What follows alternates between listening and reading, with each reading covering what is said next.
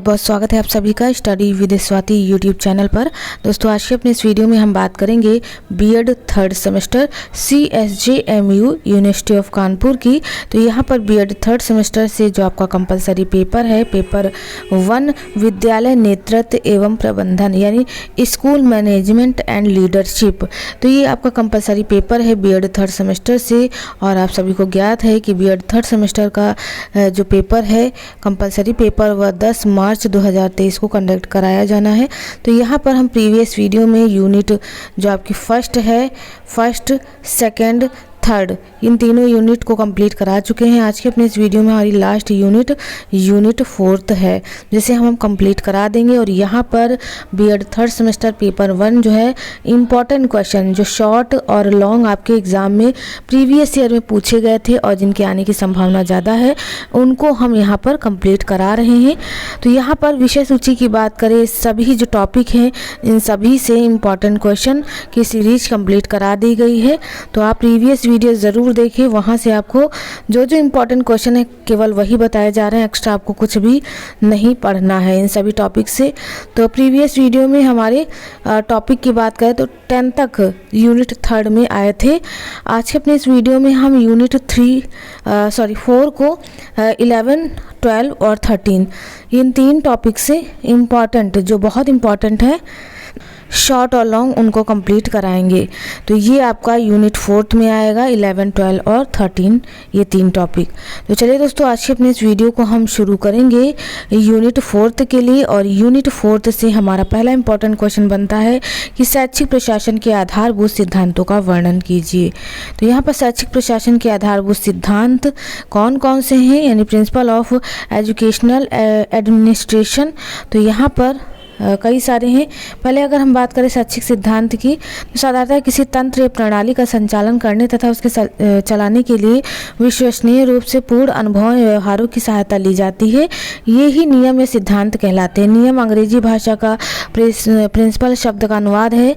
इसके पर्याय मौलिक, नैतिक नियम अथवा आचरण नियम हैं। अतः इन सभी व्यवहारों तथा अनुभवों पर आधारित होने के साथ प्रमाणिक तथा विश्वसनीय तत्वों पर बल देते हैं। तो यहाँ पर परिभाषाएं भी दी हैं।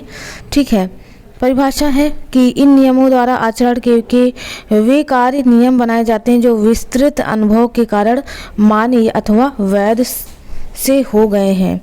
तो दोस्तों यहाँ पर प्रिंसिपल में पहला है शैक्षिक प्रशासन का केंद्रीकरण का नियम सिद्धांत। ये पहला सिद्धांत है, सिद्धांत पूछे जाते हैं तो यूनिट 4 के लिए इसे आप याद कर लीजिए। पहला नियम काफ़ी सारी चीज़ें हैं कि इसमें दिया है प्रशासक के निम्नतल से उच्चतल की प्रशासकीय सत्ता के हस्तांतरण की प्रक्रिया का केंद्रीकरण कहते हैं। दूसरा पॉइंट हो जाता है शैक्षिक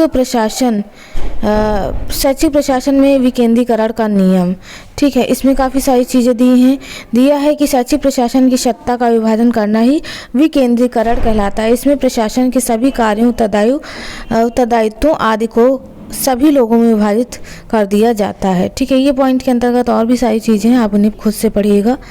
पॉइंट में अंतर्गत काफ़ी बड़ी बड़ी चीज़ें हैं। तीसरा पॉइंट है शैक्षिक प्रशासन में सत्ता के आंतरिक नियंत्रण पर नियम। देखिए ये पॉइंट इंपॉर्टेंट है तो ये पॉइंट आप याद कर लीजिए, अंतर्गत तो आप पढ़ के भी चीज़ें लिख सकते हैं। 4th पॉइंट है शैक्षिक प्रशासन में सत्ता के बाह्य नियंत्रण का नियम। ठीक है, इसके अंतर्गत चीज़ें हैं, इन्हें आप पढ़िएगा। आगे बढ़ते हैं और देखते हैं अगला हमारा सिद्धांत। तो ये है 5 पॉइंट का कि शैक्षिक प्रशासन में राजकीय सक्रियता का नियम। उसके बाद इसमें अंतर्गत दिया है 6 पॉइंट है कि शैक्षिक प्रशासन में निजी शैक्षिक सक्रियता का नियम। ये पॉइंट वाइज चीज़ें आप याद करिएगा, अंतर्गत आप पढ़ के लिख सकते हैं। 7 पॉइंट है कि शैक्षिक प्रशासन में प्रजातंत्र का नियम। ठीक है, 8th पॉइंट है कि शैक्षिक प्रशासन में एकाधिकार का नियम। आगे देखेंगे 9 पॉइंट है कि शैक्षिक प्रशासन में कार्य विभाजन का नियम। 10 पॉइंट है शैक्षिक प्रशासन में समानता तथा न्याय का नियम। आगे हाँ ठीक है, इसमें सिर्फ केवल 10 पॉइंट हैं तो इन 10 पॉइंट को आप याद करिएगा, अंतर्गत याद करने की ज़रूरत नहीं है, ये अपने हिसाब से भी आप लिख सकते हैं। चलिए नेक्स्ट इंपॉर्टेंट क्वेश्चन देख लेते हैं। चूँकि टाइम कम है और कल ही आपका पेपर है तो हम इम्पॉर्टेंट क्वेश्चन देख रहे हैं। आपके पास सीरीज़ वगैरह होगी तो आप वहाँ से भी इन क्वेश्चंस को याद कर सकते हैं, पढ़ सकते हैं। अगला इंपॉर्टेंट क्वेश्चन है कि शैक्षिक प्रशासन से आप क्या समझते हैं। शैक्षिक प्रशासन के क्षेत्र का वर्णन कीजिए। तो अर्थ और परिभाषा एक नज़र में हम देख लेते हैं। दोस्तों, अगर हम शैक्षिक प्रशासन के शाब्दिक अर्थ की बात करें तो यह दो शब्दों से मिलकर बना है, शिक्षा एवं प्रशासन। शिक्षा का अर्थ आप सभी जानते हैं कि अंग्रेजी भाषा एजुकेशन का हिंदी रूपांतरण है। इसकी जो उत्पत्ति है लैटिन भाषा के एजुकेशन नामक शब्द से हुई है, जो शब्द दो से मिलकर ई और कैटम से मिलकर बना है। ई का अर्थ है अंतः यानी अंदर से, और कैटम का अर्थ है आगे बढ़ना या अग्रसर करना। इस प्रकार शाब्दिक अर्थ बालक में अंतर्निहित शक्तियों या गुणों की ओर सर्वांगीण विकास करने की प्रक्रिया शिक्षा कहलाती है। शिक्षा की आप सभी परिभाषा जानते हैं। शिक्षा का अर्थ होता है सीखना या सिखाना, या शिक्ष धातु से बना है। यहाँ पर हम प्रशासन का अर्थ देख लेते हैं। प्रशासन शब्द अंग्रेजी शब्द एडमिनिस्ट्रेशन का हिंदी रूपांतरण है। इस शब्द की व्युत्पत्ति लैटिन भाषा के दो शब्दों एड एंड मिनिस्टर से हुई है, तो यहाँ पर जिसका अर्थ होता है सेवा करना। इस प्रकार प्रशासन का तात्पर्य सेवा करना, प्रबंधन करना या निर्देशन देना है। शिक्षा के क्षेत्र में प्रशासन का अर्थ और अधिक व्यापक है। जैसे कि सीयर्स ने लिखा है, साधारण बोलचाल में प्रशासन प्रबंध का समानार्थी, किंतु शिक्षा में अपने उपयुक्त प्रयोग के लिए यह इससे अधिक और अपने क्षेत्र में अधीक्षण, पर्यवेक्षण, नियोजन, देखभाल, निर्देशन, संगठन, नियंत्रण, मार्ग प्रदर्शन, नियम जैसे शब्दों में घनिष्ठ संबंध रखता है। आगे देखेंगे शैक्षिक प्रशासन के क्षेत्र पूछा था।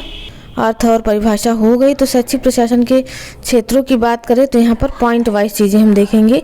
पहला है समाज के उद्देश्यों, उसकी आवश्यकताओं के परिपाटियों, आशाओं एवं आकांक्षाओं आदि को भली भांति समझकर शिक्षा के उद्देश्यों को निश्चित करना। दूसरा, समाज के सभी बालकों के लिए शिक्षा की योजना बनाना।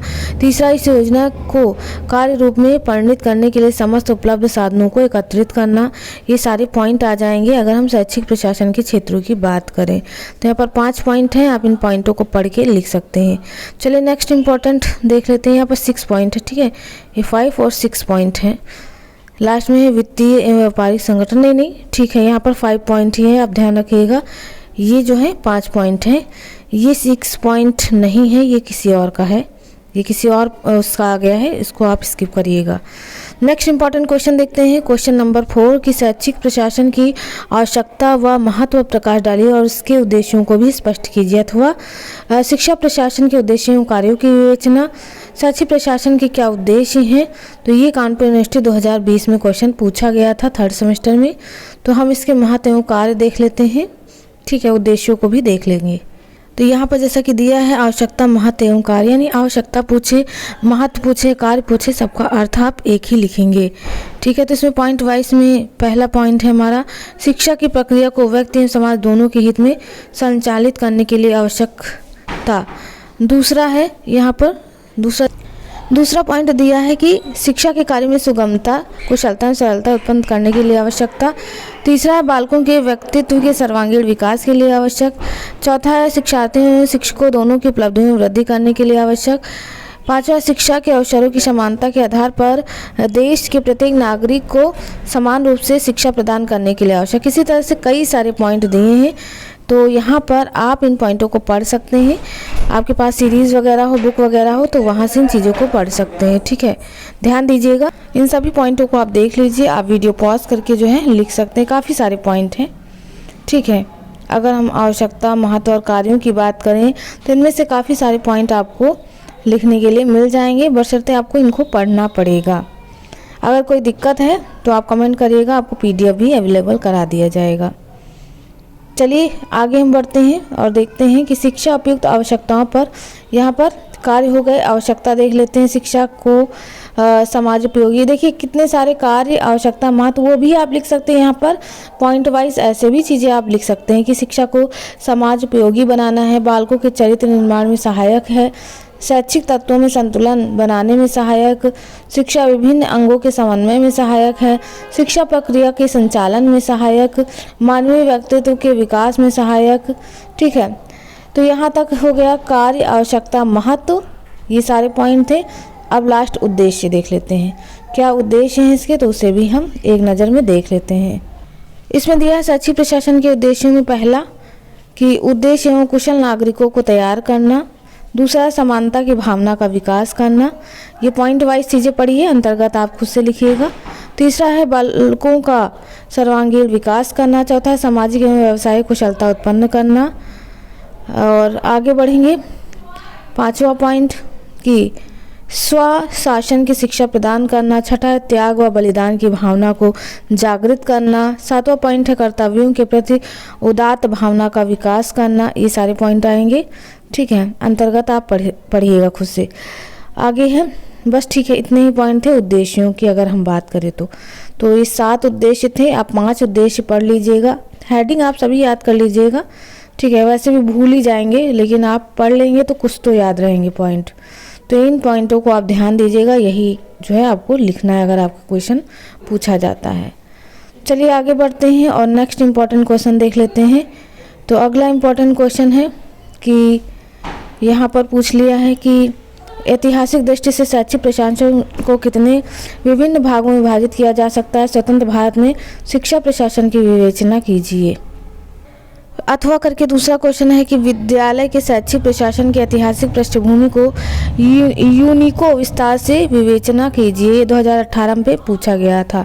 तो देखिए, ऐतिहासिक पृष्ठभूमि की अगर हम बात करें तो भारतीय शिक्षा प्रशासन पर दृष्टिपात करने पर हमें ऐतिहासिक तथ्यों के आधार पर ज्ञात होता है कि प्राचीन काल में शिक्षा संगठन अत्यंत सरल रूप में था और शिक्षा प्रशासन की कोई आवश्यकता न थी। शिक्षा प्रशासन की आवश्यकता इस कारण भी न थी कि शिक्षा राष्ट्रीय विषय न होकर व्यक्तिगत तथा सामाजिक विषय था। शिक्षा का विस्तार तथा विद्यार्थियों की संख्या अत्यंत सीमित रूप से होने के कारण प्राचीन में शिक्षा प्रशासन की ओर समाज का ध्यान न जा सका। मध्यकाल में विशेषतः मुस्लिम साम्राज्य में शिक्षा का विकास अत्यंत संतोषजनक न रहा। शिक्षा मुख्य रूप से धन प्रधान थी, ठीक है। ये सारी चीज़ें इसमें बताई गई है कि किस तरह से शिक्षा जो है काल के हिसाब से, वर्गों के हिसाब से बढ़ती गई। अब यहाँ मेन पॉइंट पे आते हैं कि 1813 ईस्वी से जो है इनका सूत्रपात हुआ, तभी से शिक्षा में प्रशासन को महत्व दिया जाने लगा। शिक्षा का क्षेत्र जैसे जैसे बढ़ता गया, प्रशासन का क्षेत्र क्रमशः बढ़ता गया। तो यहाँ पर इसके अंतर्गत हमें कई सारे शीर्षक मिलेंगे कि ब्रिटिश शासन और शिक्षा प्रशासन, स्वतंत्र भारत में शिक्षा प्रशासन, ये 2 पॉइंट हैं। इनके अंतर्गत स्वतंत्र भारत में शिक्षा प्रशासन की अगर हम बात करें तो स्वतंत्र भारत में शिक्षा प्रशासन की अगर हम बात करें तो सन 1947 ईस्वी में शिक्षा मंत्रालय की स्थापना हुई, जिसने लगभग वर्ष तथा मंत्रालय शिक्षा प्रशासन संबंधित नीतियों, योजनाओं तथा नियमों का निर्धारण कर शिक्षा प्रशासन ने स्वतंत्रता प्राप्त के पश्चात शिक्षा के विभिन्न स्तरों पर व्याप्त शिक्षा संबंधी समस्याओं पर गहन विचार किया। यही सारी बातें स्वतंत्र भारत में शिक्षा प्रशासन के संदर्भ में कही गई हैं। चूँकि ये याद करने वाली चीज़ें नहीं है, ये रीड करने वाली चीज़ें हैं, तो आप इन्हें वीडियो पॉज करके रीड कर सकते हैं, या फिर आपके पास बुक या सीरीज़ है तो वहाँ से भी इन चीज़ों को पढ़ सकते हैं। क्योंकि इनको अगर पढ़ेंगे तो काफ़ी समय लग जाएगा और वीडियो भी काफ़ी लंबा हो जाएगा। और यहाँ पर चूँकि हम इम्पोर्टेंट क्वेश्चन देख रहे हैं तो काफ़ी है इतना, ठीक है। चलिए नेक्स्ट इम्पॉर्टेंट क्वेश्चन देख लेते हैं। पूछा है कि एक अच्छे शैक्षिक प्रशासन के गुणों का वर्णन कीजिए।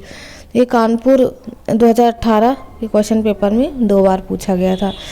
तो यहाँ पर एक अच्छे शैक्षिक प्रशासन के गुणों का वर्णन, तो इसमें पॉइंट वाइज हम देखेंगे। कई सारे गुण होने चाहिए। पहला है निश्चित उद्देश्य, यानी वह प्रशासक अच्छा माना जाता है जो कार्य प्रारंभ करने से पूर्व ही उसके उद्देश्य सुनिश्चित कर लेता है। दूसरा है प्रेरणादायक वातावरण प्रदान करने वाला। शैक्षिक प्रशासन का मुख्य उद्देश्य छात्रों को एक प्रेरणादायक वातावरण प्रदान करना होता है जिसे छात्र ठीक से अधिगम कर सके। नेक्स्ट पॉइंट है संप्रेषण यानी कम्युनिकेशन। एक अच्छा शैक्षिक प्रशासन छात्रों, शिक्षकों तथा कर्मचारियों के मध्य सहयोग एवं संप्रेषण को बढ़ावा देता है। चौथा पॉइंट है दूसरों की सलाह को सुनने वाला। एक अच्छा शैक्षिक प्रशासक दूसरों की सलाह को भी सुझाव के रूप में लेता है। नेक्स्ट पॉइंट है एक योजनाकार। एक अच्छे प्रशासक को शैक्षिक प्रशासन चलाने के लिए एक योजनाकार की भूमिका भी निभानी चाहिए। ये सारे पॉइंट हैं। नेक्स्ट पॉइंट है प्रतिभा की पहचान करने वाला। शैक्षिक प्रशासन द्वारा ऐसी नीतियों और कार्यक्रमों को लागू करना चाहिए जिससे छात्रों या शिक्षकों की प्रतिभा को सफलतापूर्वक पहचाना जा सके। चलिए आगे बढ़ते हैं और नेक्स्ट इम्पॉर्टेंट क्वेश्चन देख लेते हैं। ठीक है, वहाँ तक आपका क्वेश्चन कंप्लीट हो गया। नेक्स्ट इम्पॉर्टेंट क्वेश्चन दीर्घ उत्तरीय प्रश्न से ये चैप्टर 11 से है। विद्यालय पर्यवेक्षक के रूप में प्रधानाचार्य की भूमिका का वर्णन, ये 2018 में 2 टाइम जो हुआ था उसमें आया था, 19 में पूछा गया था, तो ये इम्पॉर्टेंट हो जाता है। देख लेते हैं विद्यालय पर्यवेक्षक के रूप में प्रधानाचार्य की भूमिका। तो विद्यालय के प्रशासन और प्रबंधन हेतु प्रधानाचार्य की भूमिका अत्यंत महत्वपूर्ण है, क्योंकि उसे विद्यालय में प्रशासक की भूमिका निभानी पड़ती है। शिक्षक के क्षेत्र में जहाँ उसे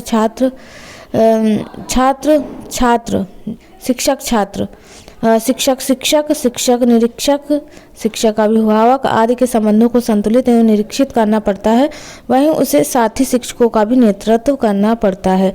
प्रधानाचार्य के लिए यह आवश्यक हो जाता है कि विद्यालय व समाज के बीच कुशल संचालन द्वारा वह समाज की मांग की पूर्ति करते हुए मधुर संबंध स्थापित कर सके। इसके संदर्भ में जो है कई सारी चीज़ें बताई गई हैं। पहला भूमिका देख लेते हैं कि विद्यालय के लक्ष्य और उद्देश्यों के संदर्भ में प्रधानाचार्य की भूमिका। तो इसमें कई सारे पॉइंट है। पहला है समाज के विद्यालय से अपेक्षाओं के अनुरूप विद्यालय के उद्देश्यों या शिक्षकों को परिचित कराना। दूसरा है विद्यालय संसाधन का प्रभावी अध्यापन व अधिगम प्रवृत्तियों में लगाव। ठीक है, अगला देख लेते हैं।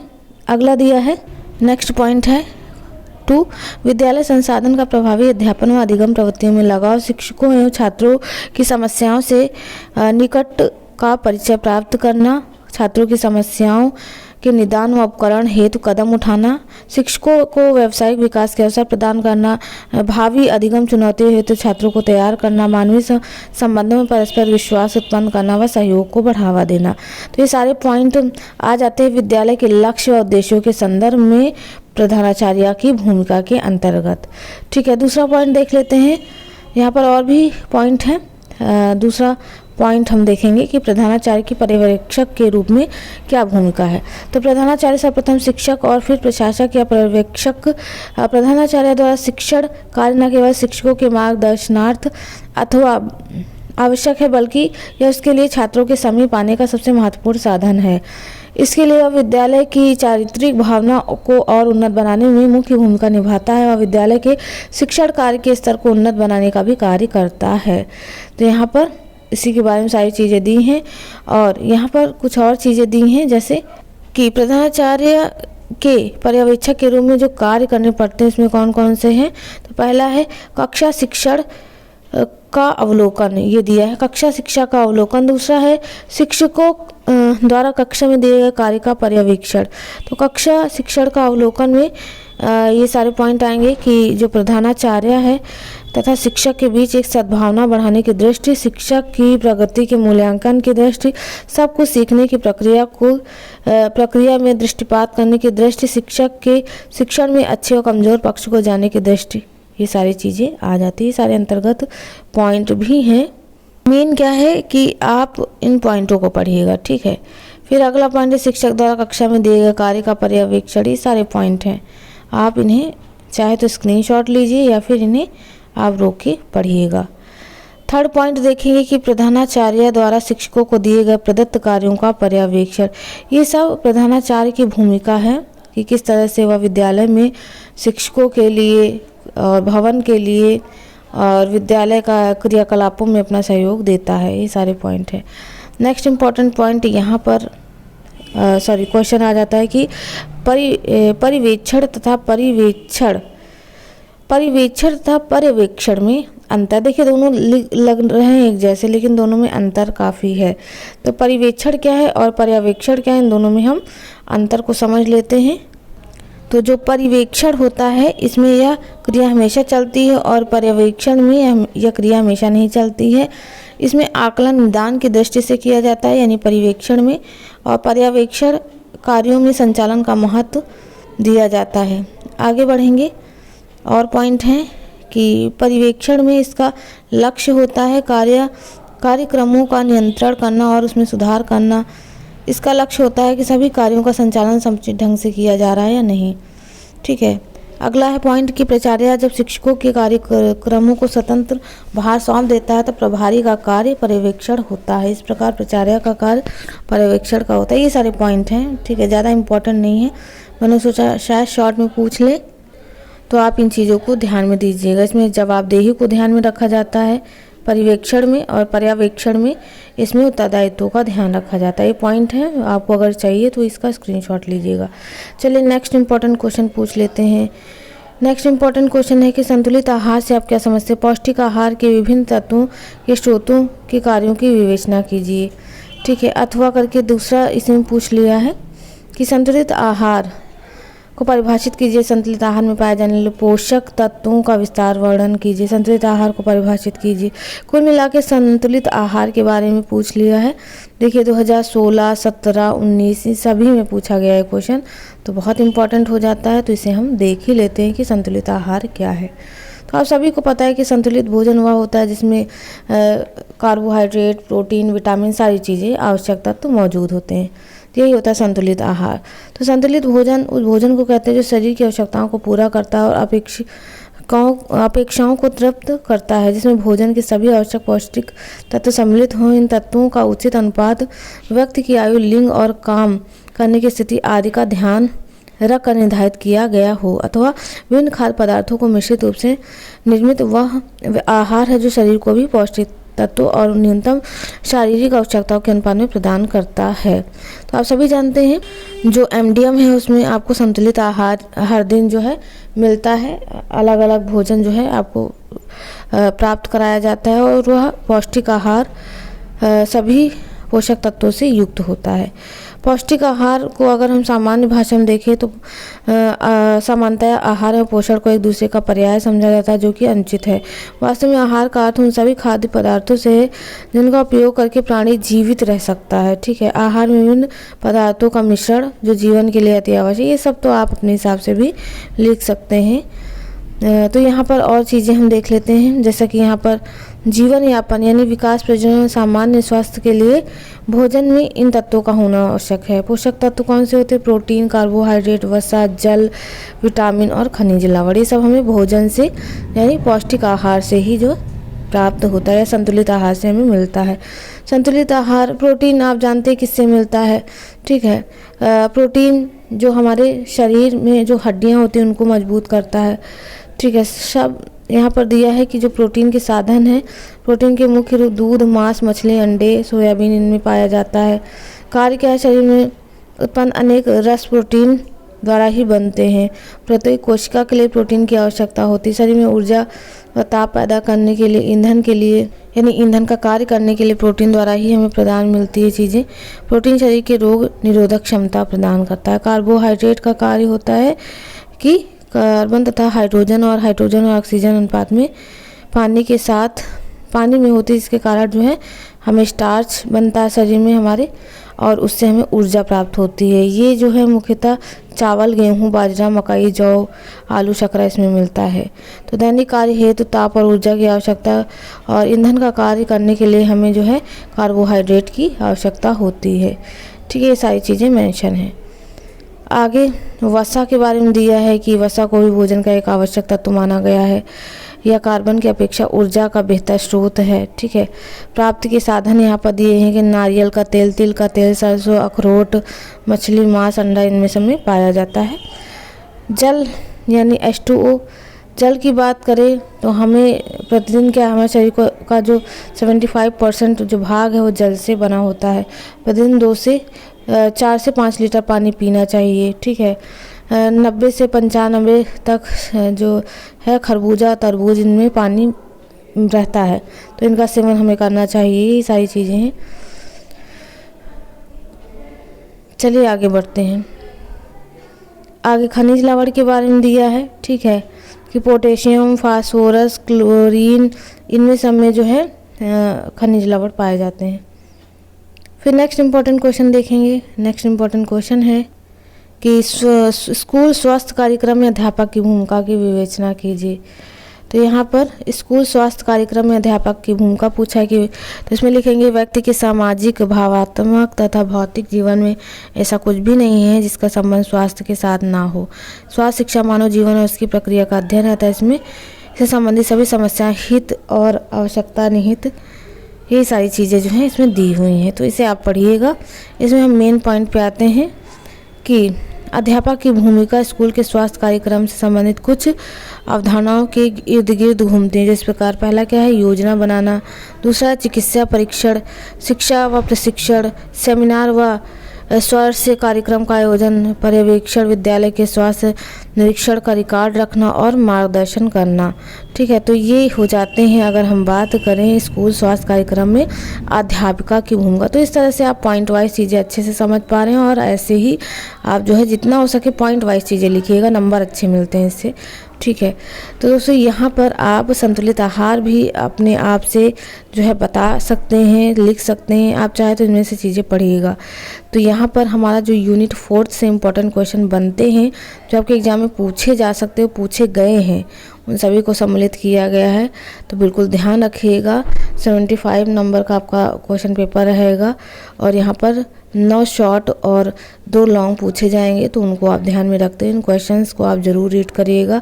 आपके पास बुक है, सीरीज है, कुछ भी है, वहाँ से आप क्वेश्चन यहाँ से लीजिए और वहाँ से चीज़ों को पढ़िए। तो दोस्तों आज के अपने इस वीडियो में बस इतना ही।